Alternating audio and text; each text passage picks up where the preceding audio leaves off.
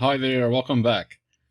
Today I'm going to teach you how to transform a text into a path. This will help us to create this part of the art, the live.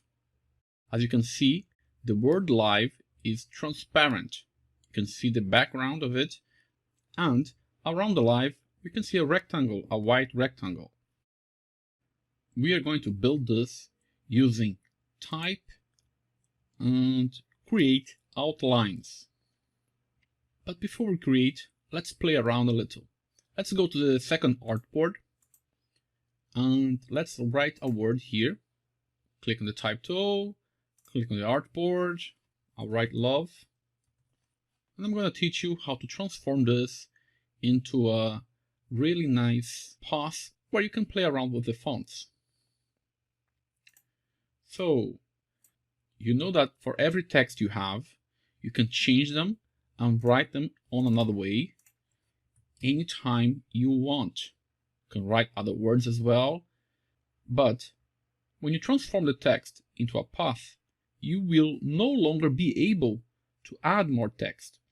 A good thing to do is to make a copy of the text before using the type and create an outline function. So let's increase a little bit this text. I'm going to transform it to 200. There you go, so you can see it better. And I'm going to position it in the center of the artboard. You already know this. And I'm going to make a copy holding Alt and Shift. I'm going just to move it here. If you're on a Mac, you can make a copy holding Option, okay? Anyway, let's just go. So I have this word. I have this font source serif variable, and I'm going to transform it into a path. So I have to click on the text, then go to type and choose the option create outlines.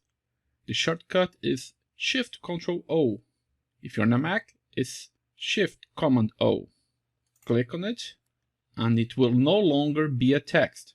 Let's go to the layer panel and check it out. If you go to the layer panel, we have the copy here. It's this one. This is still a text. And we have a group. If we see the group, you will see that each one is a path. They are complex paths. If you have a path, it means that you can use the direct selection tool to change it around. It also means that you can reposition the anchors and the handlers. Basically, you can make anything you want. Let's just select the direct selection tool and start playing around with the anchors. Let me zoom in a little. All right. Let's say that I want to change the position of the V. So I can use the direct selection tool, click on it, or click on each anchor that I want, hold Shift. I have chosen 2 anchors. And I can move these 2 anchors and reposition it just the way I want. Look how cool. I'm holding Shift, so it goes in a straight line. I'll place it here. And I'll do the same for the L word. I'll select these 2, move it around with the direct selection tool, and place it here. There you go. Well, you can basically do anything you want, so I'm still playing. I have selected the L word, going down. Oops. When I moved, it moved with all of the anchors, and I don't want that. I want to move it with just half of the anchors. So I have to select only half of the anchors. And then I'm going to hold Shift, go a little bit down. I like it here. There you go. And I'm also using the smart guides so that I can choose the correct place where I want to position. So right now, the end of the L character is finishing exactly at the end of the letter E. Isn't that cool? I have just recreated the word love.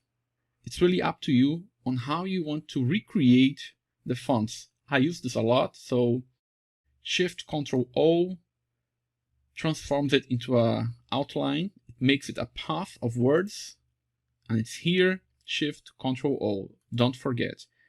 So the big question is, what does this has to do with our artboard? Let's go to the first artboard. We have the word live here, and it's transparent. Let's build it using create an outline. Okay, so I'll just go to the left here and I'll get the text and just write live, and I'll make it a little bit smaller. How about 100? There you go. And I'll make a rectangle, a rounded rectangle at the same size, and release it. And I'll make the rectangle white, and I'll send to back. Right click, arrange, send to back. All right. I'm just going to zoom in.